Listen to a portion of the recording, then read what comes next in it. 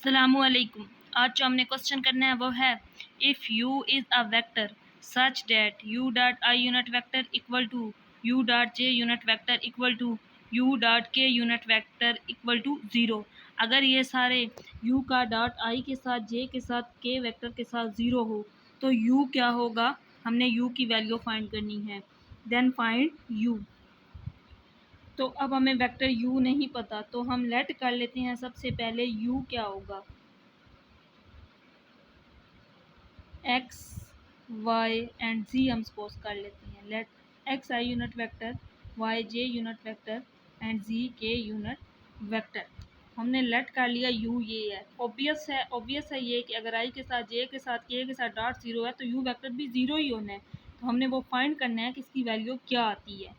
हमने लेट कर लिया u जो वेक्टर है उसका i j k के साथ जिनका डॉट 0 है वो u वेक्टर हमने लेट किया कि वो x i y और j ये वेक्टर है और साथ हमने इसके यूनिट वेक्टर आई जे के लिख दिए। अब हमने फाइंड करना है U dot I unit vector की। अगर हम यू का आई के साथ डॉट लें तो क्या आता है, यू का आई के साथ डॉट, तो वेक्टर हम यू लिखेंगे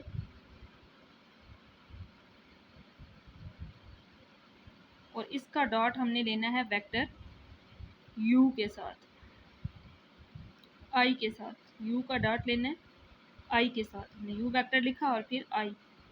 जब इसका i के साथ डॉट लेंगे y और z तो 0 हो जाएंगे, सिर्फ x की वैल्यू आएगी, x और i डॉट i। और जब भी दो वेक्टर्स का i dot j dot k dot इनकी वैल्यू जब ली जाती है तो ये होती है 1। इसका मतलब है u डॉट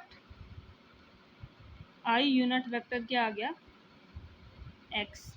और क्वेश्चन में हमें गिवन क्या है कि u का i के साथ जब डॉट लिया जाता है तो उसकी वैल्यू क्या होती है, 0 गिवन है ना। तो u dot i unit vector की जगह हम लिख सकते हैं 0। ये हमारे पास एक रिजल्ट आ गया, x किसके इक्वल आ गया, 0 के।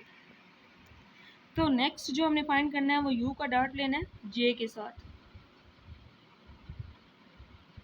u का अब डॉट लेंगे हम j के साथ, तो वेक्टर u हम लिख लेते हैं x i unit vector, y j unit vector and z k unit vector dot j।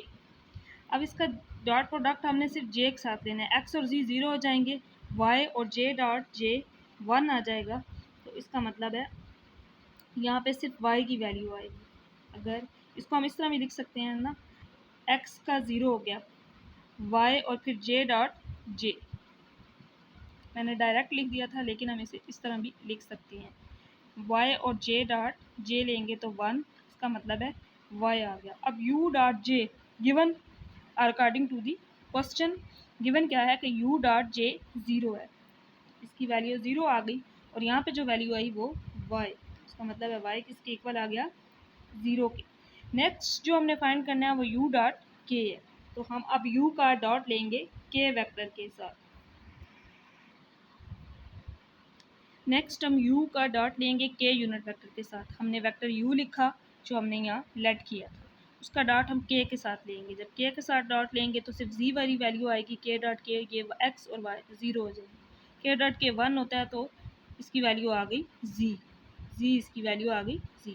और u डॉट k ये गिवन था 0, क्वेश्चन में हमें गिवन था तो हमने लिख दिया 0 which is equal to z।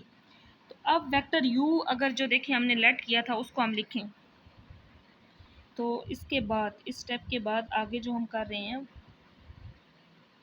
हमने वेक्टर u लिखा था x i unit vector, y j unit vector and z k unit vector.